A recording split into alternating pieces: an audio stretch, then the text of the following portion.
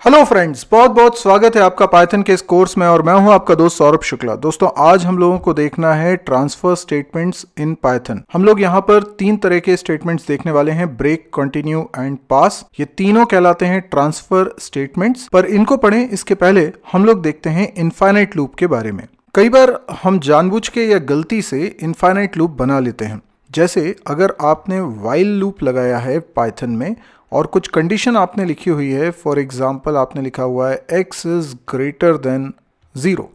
ये कंडीशन जब तक ट्रू रहती है आप कहते हैं ये लूप चलेगा। फॉर एग्जाम्पल यहाँ पर x की वैल्यू है 5 और अब ये होता है कि ये कंडीशन ट्रू है, इसलिए इसका स्टेटमेंट चलेगा। हमने सपोज करिए यहाँ प्रिंट लिखा और प्रिंट पे हमने लिख दिया हेलो। अभी हेलो तो प्रिंट हो जाएगा, लेकिन मुझे x की वैल्यू को भी चेंज करना है। तो सपोज करिए मैं x की वैल्यू को डिक्रीज कर रहा हूँ, तो मैं x असाइन x-1 करना चाह रहा हूँ। आप समझ सकते हैं कि ये हेलो कितनी बार प्रिंट करेगा जब तक x की वैल्यू 0 से बड़ी है, क्योंकि x की वैल्यू जैसे ही 0 के बराबर हो जाएगी, क्योंकि हर बार मैं वैल्यू को 1 से डिक्रीज कर रहा हूँ, तो x की वैल्यू 5 से स्टार्ट हो रही है, फिर 4 होगी, फिर 3 होगी, फिर 2 होगी, फिर 1 होगी और फिर जैसे ही 0 होगी कंडीशन फॉल्स हो जाएगी और लूप एंड हो जाएगा। ये कोड मैं एक बार लिख के और आपको बता देता हूँ। ये पाइथन शेल ओपन किया है, मैं अब यहाँ पे पाइथन की फाइल ओपन कर रहा हूँ जिसमें हम लोग कोडिंग करेंगे। यहाँ पहले से कुछ कोड लिखा हुआ उसको मैं हटा देता हूँ। जैसे अब मैं यहाँ पर कोडिंग करता हूँ, मैंने यहाँ x नाम का एक वेरिएबल लिया जिसकी इनिशियल वैल्यू 5 है और उसके बाद फिर मैं वाइल लूप लगा रहा हूँ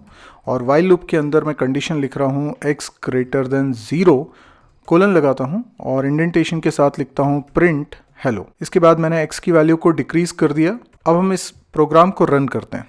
ये मैंने इसको सेव भी कर लिया है और अब मैं इसको रन करने जा रहा हूँ। आप देख सकते हैं स्क्रीन पे 5 बार हेलो प्रिंट हो गया।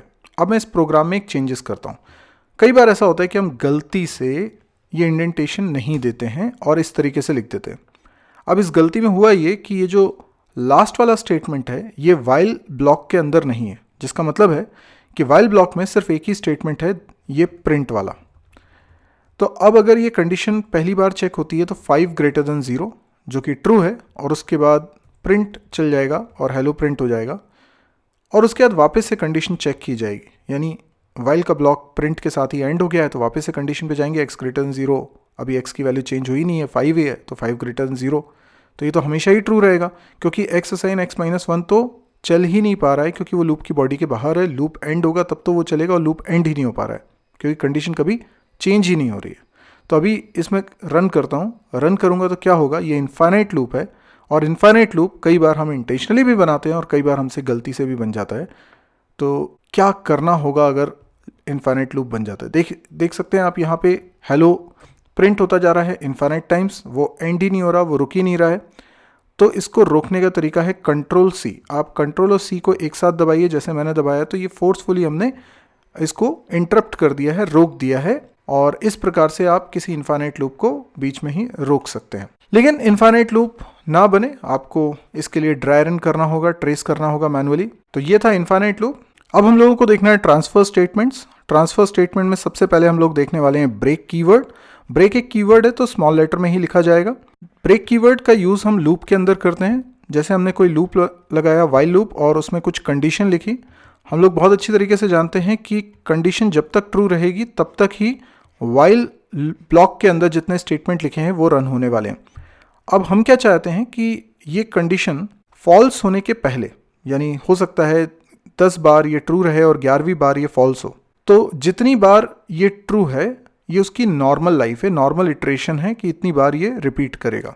तो मैं चाहता हूँ कि फॉल्स होने के पहले ही अगर कोई हमारा गोल अचीव हो गया है और हम नहीं चाहते कि अब लूप कंटिन्यू रहे, तो हम लोग ब्रेक कीवर्ड का इस्तेमाल करते हैं लूप की बॉडी के अंदर, जिस वजह से कंट्रोल सीधे बाहर आ जाता है लूप की बॉडी के और इस तरह से लूप ब्रेक हो जाता है। जैसा कि उसका नाम है इसी तरीके से ब्रेक काम करता है। तो चाहे कंडीशन उस समय ट्रू भी थी, लेकिन हो ये जाएगा कि ब्रेक के कारण लूप एंड हो जाएगा। अब इसी बात को और बेहतर तरीके से समझने के लिए एक कंक्रीट एग्जाम्पल मैं आपको देने वाला हूँ, तो हम लोग प्रोग्रामिंग के थ्रू इस चीज़ को समझेंगे। तो यहाँ पर मैं एक छोटा सा प्रोग्राम बनाने वाला हूँ। मैं एक यूज़र से वैल्यू एंटर कराऊंगा और हम ये चेक करेंगे कि वो नंबर इवन है या ऑड है। यानी हम यूज़र से बोल रहे हैं एंटर एन इवन नंबर, ठीक है। अच्छा, यूज़र से अगर मुझे बोलना है एंटर एन इवन नंबर तो मैं किस तरीके से बोलूँगा, एक वेरिएबल ले लेता हूँ x और फिर मैं कन्वर्जन करता हूँ इंट फंक्शन की मदद से और उसके अंदर इनपुट फंक्शन को कॉल कर लेता हूँ। इनपुट फंक्शन के अंदर मैं लिखता हूँ एंटर एन इवन नंबर। तो जब मैं इस तरीके से लिख रहा हूँ तो यूज़र को एक मैसेज मिल जाएगा कि उसे एक इवन नंबर एंटर करना है और वो नंबर किस में चला जाएगा, एक्स में चला जाएगा। लेकिन ये जो नंबर है ये इवन है या ऑड है ये मुझे चेक करना है। अब ये कैसे चेक होता है, तो बहुत सिंपल है, हम एक कंडीशन लगाते हैं इफ़ में हमने लिखा यदि x को डिवाइड करते हैं 2 से और रिमाइंडर 0 आ जाता है तो इसका मतलब है ये इवन नंबर है और हम प्रिंट करा सकते हैं ये इवन नंबर है। लेकिन हमारा क्वेश्चन कुछ और है। हमारा क्वेश्चन ये है कि एक गेम हमें बनाना है जिसमें हम यूज़र को मैक्सिमम 3 चांस दे रहे हैं एंटर एन इवन नंबर, ठीक है। अब वो नंबर जो एंटर कर रहा है अगर वो ऑड एंटर करता है तो वो गेम हार गया है, अगर वो इवन नंबर एंटर करता है तो गेम जीत गया है। लेकिन हम उसे 3 चांस देना चाहते हैं, तो अगर पहली चांस में उसने गलत आंसर दिया है तो हम उसे दूसरी चांस देंगे, फिर भी गलत आंसर दिया है तो तीसरी चांस देंगे और तीसरी चांस में भी गलत आंसर दिया है तो हम बोलेंगे कि वो गेम हार गया है। लेकिन अगर उसने आंसर सही दे दिया है तो वो गेम जीत गया है। अब वो सही आंसर पहली चांस में भी दे सकता है, दूसरी चांस में भी और तीसरी चांस में भी।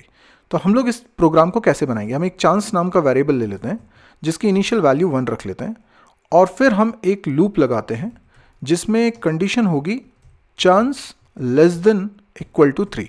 अब ये कंडीशन कब तक ट्रू रहने वाली है, जब तक चांस की वैल्यू 3 या 3 से छोटी है।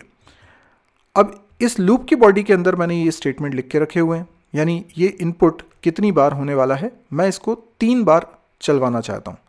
लेकिन अगर उसने पहली बार में ही सही आंसर दे दिया तो फिर थोड़ा ना 3 बार चलाना चाहता हूँ मैं, जैसे ही उसने सही आंसर दिया वैसे ही मैं इस इटरेशन को रोकना चाहता हूँ। इसीलिए अगर उसने इवन नंबर एंटर किया है तो मैं चाहता हूँ ब्रेक हो जाए, और ब्रेक से क्या होगा, लूप एंड हो जाएगा, लूप के हम बाहर आ जाएंगे और ये लूप चलना रुक जाएगा जबकि चांस की वैल्यू 3 या 3 से छोटी है। अच्छा, अगर उसने जो नंबर एंटर किया है वो इवन नहीं हुआ, ऑड हुआ, तो ये कंडीशन फॉल्स हो जाएगी और ब्रेक नहीं चलेगा। तो फिर हम चांस की वैल्यू को बढ़ा देंगे। तो चांस में 1 का इंक्रीमेंट कर दिया जिससे क्या हुआ, चांस की वैल्यू 1 से 2 हो जाएगी। तो आप ये समझ पा रहे हैं कि लूप ज़्यादा से ज़्यादा 3 बार चलेगा, क्योंकि अगर चांस की वैल्यू 1 है तब चलेगा, 2 है तब चलेगा, 3 है तब चलेगा। जैसे ही चांस की वैल्यू 4 होती है लूप एंड हो जाएगा।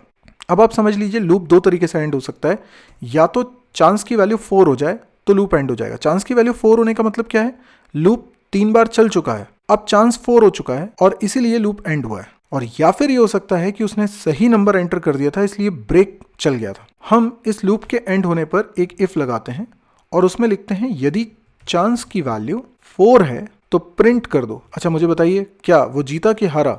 अगर चांस की वैल्यू 4 है तो क्या हुआ, चांस की वैल्यू 4 है तो वो हार गया है, क्योंकि चांस की वैल्यू 4 तभी हो सकती है जब चांस की वैल्यू 1 भी हुई हो, 2 भी हुई हो, 3 भी हुई हो और फिर बढ़ के 4 हुई हो। अब किसी भी चांस में उसने सही आंसर दिया होता तो ब्रेक चल चुका होता। इसी वजह से चांस की वैल्यू 4 होना इस बात का सबूत है कि उसने सही आंसर दिया ही नहीं है। अगर उसने आंसर सही दे दिया है और ब्रेक चल गया है तो डेफिनेटली चांस की वैल्यू 4 नहीं होगी, या तो 1 होगी या 2 होगी या 3 होगी। तो फिर ये एल्स वाला पार्ट चल जाएगा और एल्स वाले पार्ट में हम लिख रहे हैं प्रिंट यू विन।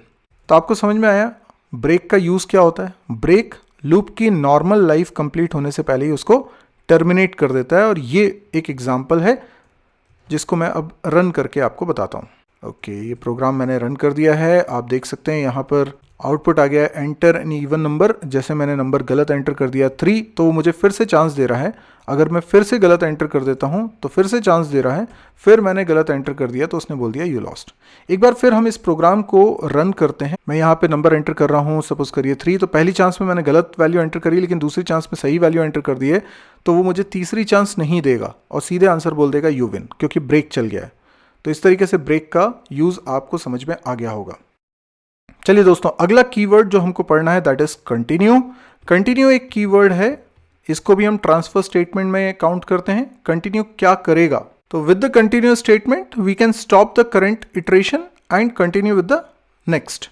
जैसे आप यहाँ देख सकते हैं कि अगर आपको 1 से लेकर 24 तक नंबर्स प्रिंट कराने हैं तो आप इस प्रोग्राम में देखिए x की वैल्यू मैंने 1 रखी हुई है और कंडीशन बनाइए कि x की वैल्यू जब तक छोटी या बराबर है 24 से तब तक ये लूप चले। अब क्योंकि x की वैल्यू शुरुआत में 1 है तो कंडीशन ट्रू रहेगी और उसके अंदर मैं एक इफ़ कंडीशन लगा रहा हूँ। हमारा क्वेश्चन ये है कि हमें 1 से 24 तक नंबर प्रिंट कराने हैं लेकिन हमें 5 के मल्टीपल्स को स्किप करना है। तो हम क्या कर रहे हैं, एक इफ़ कंडीशन लगा रहे हैं वाइल की बॉडी के अंदर। हम चेक कर रहे हैं कि x में जो नंबर है क्या वो 5 का मल्टीपल है, यानी 5 से डिविजिबल होगा तो 5 का मल्टीपल होगा। तो हमने 5 से डिवाइड करके देखा, अगर रिमाइंडर 0 आता है तो हम क्या करेंगे, हम सिंपली x की वैल्यू को इंक्रीमेंट करके कंटिन्यू चला देंगे। कंटिन्यू कीवर्ड इफ ब्लॉक के अंदर है। इससे क्या हो रहा है, कंट्रोल सीधे चला जाता है वाइल की कंडीशन पे, यानी वो करंट इटरेशन को स्किप कर देता है।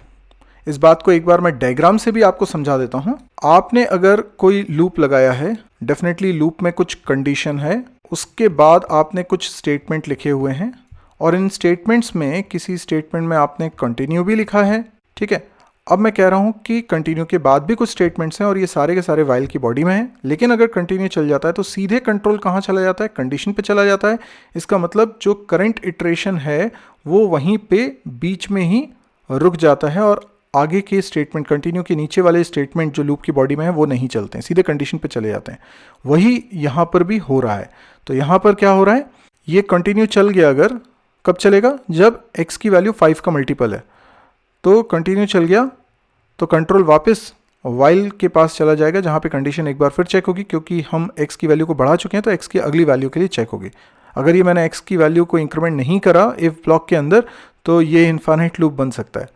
ओके, अगर ये इफ कंडीशन फॉल्स हो जाती है तो सिंपली प्रिंट हो जाएगा x, यानी x की वैल्यू प्रिंट हो जाएगी। तो हर नंबर प्रिंट होगा, पर 5 का मल्टीपल अगर है तो वो प्रिंट नहीं होगा, क्योंकि वहाँ पे हम कंटिन्यू कर दे रहे हैं x की वैल्यू को बढ़ाकर। तो x की वैल्यू तो मुझे नीचे भी बढ़ानी पड़ेगी, क्योंकि इफ कंडीशन अगर फॉल्स है तो भी तो मुझे x को इंक्रीमेंट करना ही करना है। तो इस तरीके से भी हम लोग कंटिन्यू का इस्तेमाल कर सकते हैं। अब हमें तीसरी चीज सीखनी है, पास कीवर्ड। देखिए, पाइथन के अंदर ब्लॉक बनाने के लिए करली ब्रैकेट वाला तरीका नहीं होता। तो अगर C++ या जावा जैसी लैंग्वेज में मैं कोई इफ कंडीशन लिखता हूं और कंडीशन के ट्रू होने पर इफ का ब्लॉक चलना है, पर मैं चाहता हूं कि ये जो कंडीशन है इसके ट्रू होने पर कुछ भी ना चले, यानी इफ के ब्लॉक में कोई कोडिंग ना हो। अब अगर C++ जावा में होता तो आप क्या करते, इफ ब्लॉक बनाते, आप इफ में जो भी कंडीशन लिखना होता वो कंडीशन लिखते और कंडीशन अगर ट्रू होती तो इफ ब्लॉक में जाता, पर इफ ब्लॉक को आप खाली छोड़ देते, यानी आपने करली ब्रैकेट तो लगाया पर इसके अंदर कुछ भी कोड नहीं लिखा होता, ये एम्प्टी होता। तो इफ का ब्लॉक भी बन गया और इफ के ब्लॉक में कोई स्टेटमेंट भी नहीं है, तो कंडीशन ट्रू होने पर कुछ भी नहीं चलेगा। लेकिन यहाँ ऐसा नहीं हो सकता, पाइथन में ऐसा इसलिए नहीं हो सकता क्योंकि यहाँ पर करली ब्रैकेट से ब्लॉक नहीं बनता, इंडेंटेशन से बनता है। तो यदि मान लीजिए मैं चाहता हूँ कि इफ के ब्लॉक में कुछ ना लिखूँ और उसके बाद फिर मैंने अगला स्टेटमेंट लिख दिया प्रिंट, क्योंकि मैंने यहाँ पर इंडेंटेशन नहीं दिया है, तो डेफिनेटली ये जो प्रिंट है ये इफ के ब्लॉक में नहीं काउंट होगा, बाहर काउंट होगा। लेकिन इफ का ब्लॉक कहाँ है फिर, तो इफ का ब्लॉक मिसिंग है। इफ का ब्लॉक मिसिंग है इसलिए आएगी एरर। और ये बात फिर से समझाने के लिए मैं छोटा सा कोड लिखकर आपको बताता हूँ। मैं यहाँ पे क्या करता हूँ, एक छोटा सा कोड लिखता हूँ।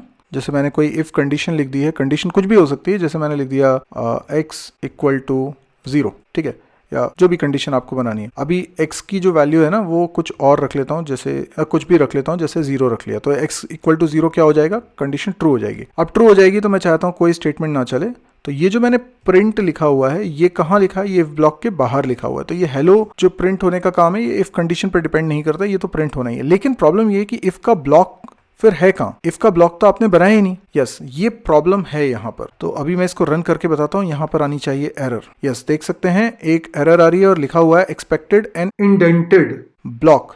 अब इंडेंटेड ब्लॉक का मतलब क्या हुआ कि इफ का ब्लॉक आपको बनाना ही पड़ेगा, इंडेंटेशन से बनाना ही पड़ेगा। लेकिन इसका मतलब तो ये हुआ कि इफ के ब्लॉक में आपको कुछ लिखना ही पड़ेगा। अगर आपके इफ ब्लॉक में आप कुछ लिखोगे नहीं तो इंडेंटेशन समझ में आएगा कैसे। तो ये बात अगर आपको मेरी समझ में आ रही है तो पाइथन के अंदर केवल इफ ब्लॉक नहीं, if block, else block, elif block, while block, for block, जितने भी ब्लॉक या फंक्शन भी आगे हम पढ़ेंगे, तो जितने भी ब्लॉक्स हम बनाते हैं और ब्लॉक को एम्प्टी अगर आप रखना चाहते हैं तो फिर उसका तरीका पाइथन में दिया है with the help of pass keyword. ठीक है, तो पास कीवर्ड का इस्तेमाल हम कब करेंगे, जब हमें एम्प्टी ब्लॉक बनाना होगा, a block with no code. तो हमने पास लिख दिया।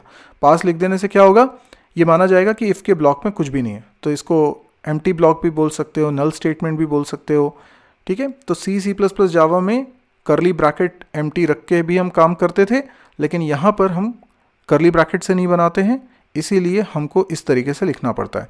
अब देखिए, अब कोई एरर नहीं आएगी और सिंपली एक बार हेलो प्रिंट हो जाएगा। आप देख सकते हैं यहाँ पर अब कोई एरर नहीं है, सीधे हेलो प्रिंट हो रहा है। तो आई होप आपको ये पास का यूज़ भी समझ में आ गया होगा और अब आपको तीनों स्टेटमेंट्स मालूम है, ब्रेक, कंटिन्यू एंड पास। तो मैं आपको बता देना चाहता हूँ कि जो पास है ये जरूरी नहीं कि इफ में ही यूज हो। जब भी आपको कोई ब्लॉक, चाहे वो इफ का ब्लॉक हो, एल्स का ब्लॉक हो, एलिफ का ब्लॉक हो, व्हाइल का ब्लॉक हो, फॉर का ब्लॉक हो, फंक्शन का ब्लॉक हो, आप उसे एम्प्टी रखना चाहते हैं, उसके ब्लॉक में कोई कोड नहीं लिखना चाहते हैं, तो आपको उस ब्लॉक के अंदर लिखना पड़ेगा पास।